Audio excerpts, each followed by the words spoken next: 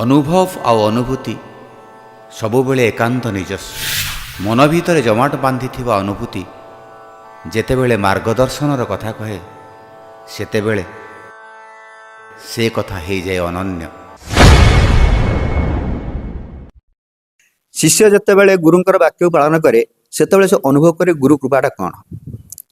तेणु मुझे भाव में जितेबाला मु गृहस्थाश्रम थी घरे थी मुझे माने 1982 मसीह डिसेम्बर 17 तारिख रे गृहत्याग कली।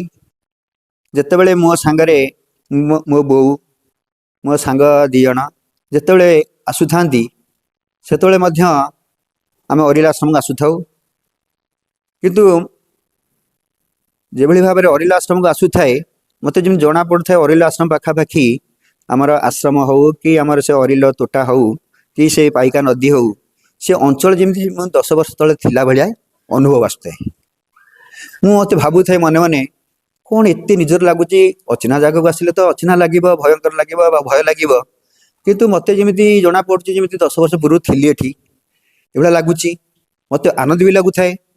से समय आम जो जाऊँ बाबांकर हठात प्रोग्राम हो भुवनेश्वर भुवनेश्वर जावाई से माने सेतबेले तो आजिकल भली रास्ता घाट नाला कि गाड़ी घोड़ा चालू नाला तेणु बाबा सांगरे प्रफुल्ल भाई कुनु भाई सेतबेले सरस्वती हेम्रम पी होती गिरी बाबू आई अन्य केते जन सब आसुता जिते आसुता आमे भी अरिला हाट बाट देख जाऊ हठात करी मो मन भर भावना आसला भर बाबा हूँ बलिया बाबा यही मुझे कथाटा को मो बो को जनइली बो से जो 5-7 जन भितर बाबा हूँ से ये कथा मुझेदेली कहीं मोर उद्वेग आसला कहीं मुझेदेली बो कहला जहाँ बाबा आमर भेट हेले बाबा भेट हो जिते आम पाखापाखि हो गलु मो बो से टे कांदिला बाबा कहले रे माँ कहीं कांदुच ये काली राति घटना तो ता अर्थ काली राति माने जेहेतु गोटे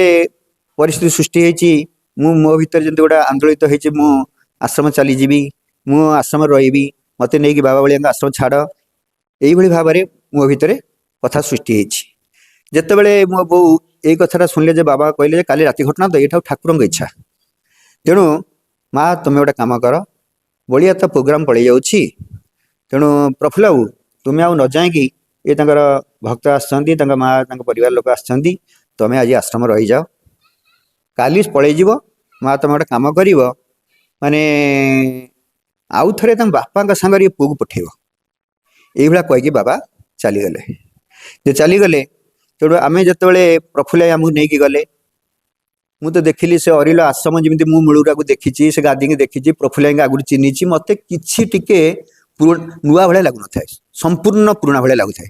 प्रफुल्ल कहले आम जाचु तुम आज आसो कारण बाबा जेहेतु 15 दिन है कहते आमर जड़े यही दिगरु माने जड़े भक्त आसुंच से आश्रमवासी हेबे से निश्चित यही दिन आसी पहुँचे तापर जितेबले आश्रम जीवन यापन करी बापा सागर आसी बाबा अनेक कथा कहते सी तो अलग कथा कहले विस्तृत भाव लगे तेणु आश्रम जो रही बाबा सेवा 5 वर्ष करी सेवा करने समय बा ता परे परे निहाती 30 वर्ष परे परे हठात करी बाबा सेवा पाँच बाबा सेवा कला बेले आमको ऐना देखा पड़े बाबा निजे तिलक करती आम ऐना देखी था आउ जतक सब जहाँ दरकार आम जोगे दी था हठात करी बाबा कहते रे विशु से दिन जो प्रथम थर आसिलु से जो आम प्रथम ये देखा जो हाट पाखे तो आम तो था दूर रे आ तू को बो कौन चिन्ह देलु बलिया होची ये बिली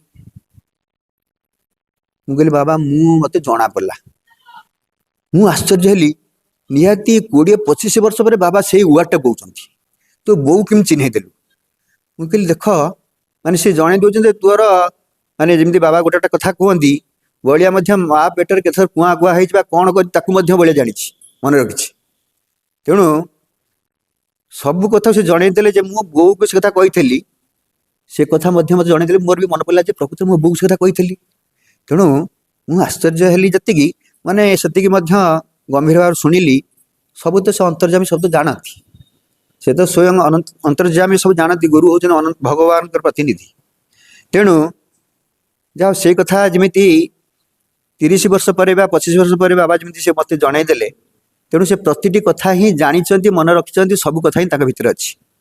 ଏଭଳି ଭାବରେ ସେ ଗୋଟେ ଘଟଣା ଘଟିଲା, ଯାହାକି ମାନେ ଆଶ୍ଚର୍ଯ୍ୟ ଧରଣ କଥା, ଯାହାକି ତାଙ୍କ ପାଖରେ ଘଟିନି ଅଥଚ ଦୂରରେ ଘଟିଛି, ସେଟା 25 ବର୍ଷ ପରେ ବି ତାକୁ ଉପସ୍ଥାପନ କରୁଛନ୍ତି। ଏଇଭଳି ଭାବରେ ଅନେକ ଅନେକ ଘଟଣା ଘଟିଛି ମୁଁ ବାବାଙ୍କ ସେବା କରିବା ଭିତରେ। ମୁଁ ଯେତେବେଳେ ବାବାଙ୍କ ସେବା କରୁଥାଏ, ହଠାତ୍ କରି ସେତେବେଳେ 2 ତାଲା କୋଠା ହେଇଥାଏ ଆଶ୍ରମରେ, ଯେଉଁ 3 ତାଲା କୋଠା ଅଛି ବର୍ତ୍ତମାନ, ଯେଉଁଠି ବାବା ପ୍ରଥମ ଥିଲେ। ହଠାତ୍ କରି ମୁଁ ବାହାର ପଟକୁ ଆସି ଦେଖିଲି ଗୋଟେ ଅନେକ ଦୂରରେ ଘର ସବୁ ପୋଡ଼ି ଯାଉଛି। ମାନେ ନିହାତି ମୋତେ ଗାଁ ସାରା ଲାଗିଯାଇଛି, ମୋତେ ଏତେ ଜୋର ଜଳୁଛି, ମାନେ ମୋତେ ଛାନିଆ ଲାଗିଲା। ମୁଁ ଯାଇକି ବାବାଙ୍କୁ କହିଦେଲି, କହିଲି ବାବା କ'ଣ ଏମିତି ଘର ସବୁ ପୋଡ଼ି ଯାଉଛି? କହିଲେ କୋଉଠି କୋଉଠି? ବାବା ମୁଁ ଆସିଲୁ। ବାବା କହିଲେ ତୁ ଗୋଟେ ପାଣି ଟିକେ ଆଣିଲୁ, ପାଣି ଟିକେ ଆଣିଲୁ। ମୁଁ ନେଇ ଗ୍ଲାସରେ ପାଣି ଦେଲି। ବାବା ଧରିକି କିଛି ମନ୍ତ୍ର ପଡ଼ିଲେ ଫୋପାଡ଼ି ଦେଲେ। ଯେମିତି ସେ ପାଣି ଅଞ୍ଚଳରେ ଫୋପାଡ଼ି ଦେଇଛନ୍ତି, ସେ ଥପକିରି ସେ ନିଆଁ ସବୁ ଲିଭିଗଲା।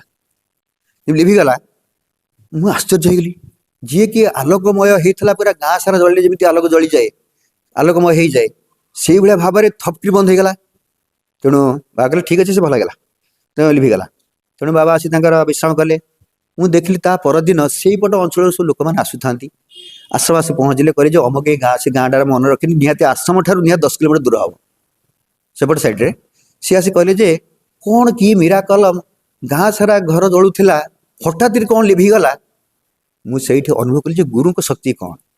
ଗୁରୁ ଏଇଠି ଥାଇ ପାଣି ଟିକେ ପକେଇଦେଲେ ଚଳାଏ, ସେ ଯେଭଳି ଭାବରେ ଥପ୍ ଲିଭିଗଲା।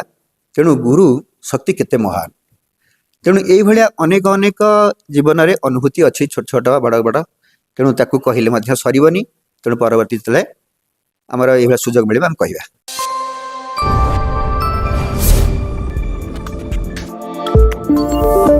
ଆମ ଚ୍ୟାନେଲ ଲାଇକ୍ କରନ୍ତୁ, ସବସ୍କ୍ରାଇବ୍ କରନ୍ତୁ, ବେଲ୍ ଆଇକନ୍ରେ ପ୍ରେସ୍ କରନ୍ତୁ, ସେୟାର କରନ୍ତୁ।